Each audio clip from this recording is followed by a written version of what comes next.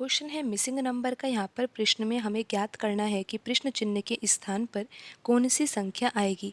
तो आइए सबसे पहले तो हम यहाँ पर पैटर्न को समझते हैं। आप यहाँ पर देखिए कि यहाँ पर जो पहली पंक्ति है उसमें 3 नंबर लिखे हुए हैं, 5 है, 15 है, 5 है। तो क्या आप इन तीनों संख्याओं में कोई पैटर्न पता लगा पा रहे हो? या फिर आप देखिए 3 है, 2 है, 5 है, इन तीनों संख्याओं में कोई पैटर्न पता लगा पा रहे हो?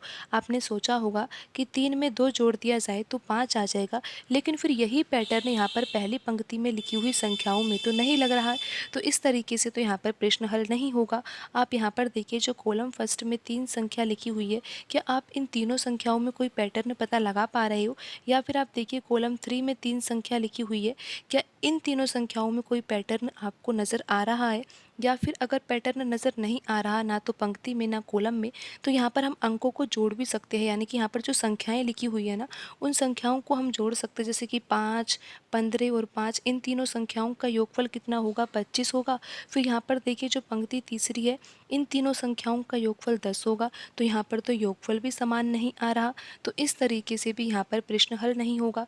आप यहाँ पर भी देख सकते हो कि कॉलम में 3 संख्याएं लिखी हुई है, इन तीनों संख्याओं का योगफल कितना होगा? 18 होगा। इन तीनों संख्याओं का योगफल कितने होगा? 5 और 6 11, 11 में 5 जोड़ेंगे तो 16। तो यहाँ पर योगफल भी समान नहीं आ रहा। तो इस तरीके से भी यहाँ पर प्रश्न हल नहीं हो रहा। तो अब हम किस तरीके से यहाँ पर प्रश्न को हल कर सकते हैं?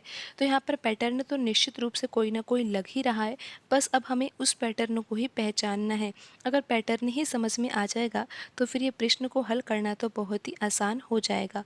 तो आप यहाँ पर देखिए जो कॉलम फर्स्ट है ना, कॉलम फर्स्ट में 3 संख्याएं हैं, 5 है, 10 है, 3 है। तो इन तीनों संख्याओं का अगर गुणा किया जाए तो कितना आएगा? 5 का गुणा 10 से किया जाएगा तो 50 आ जाएगा, और 50 का गुणा 3 से किया जाएगा तो 150 आ जाएगा। अब आप देखिए यहाँ पर जो कॉलम 3 है उसमें तीनों संख्याओं का अगर गुणा किया जाएगा तो कितना आएगा? 5 गुणा 6 30 होगा, 30 में 5 का गुणा किया जाएगा तो 150 आएगा। तो आप यहाँ पर देख ही सकते हो कि यहाँ पर जो कॉलम फर्स्ट में लिखी हुई संख्या थी उनका हमने गुणा किया तो 150 आया। कॉलम 3 में लिखी हुई संख्याओं का हमने गुणा किया तो 150 आया। तो यहाँ पर ये जो गुणनफल है वो समान आ रहा है। तो यहाँ पर कॉलम 2 में जो संख्याएं, यहाँ पर एक संख्या मिसिंग है, लेकिन इतना तो पता लग ही रहा है कि तीनों संख्याओं का गुणा करने पर कितना आएगा? 150 आएगा। तो यहाँ पर अगर हम 15 का गुणा 2 से करते हैं तो 30 तो आ ही जाएगा ना। तो यहाँ पर 30 में हम किस संख्या का गुणा करें जिससे कि 150 आ जाए? तो यहाँ पर हम 30 में 5 का गुणा करेंगे तो 150 आ जाएगा। तो यहाँ पर प्रश्न चिन्ह के स्थान पर कौन सी संख्या आएगी?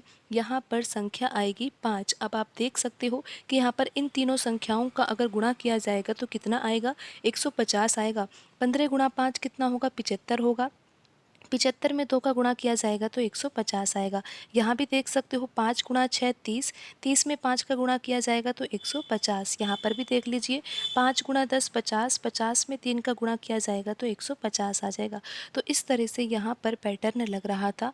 यहाँ पर प्रश्न चिन्ह के स्थान पर कौन सी संख्या आएगी? संख्या यहाँ पर 5 आएगी और ऑप्शन डी यहाँ पर सही होगा।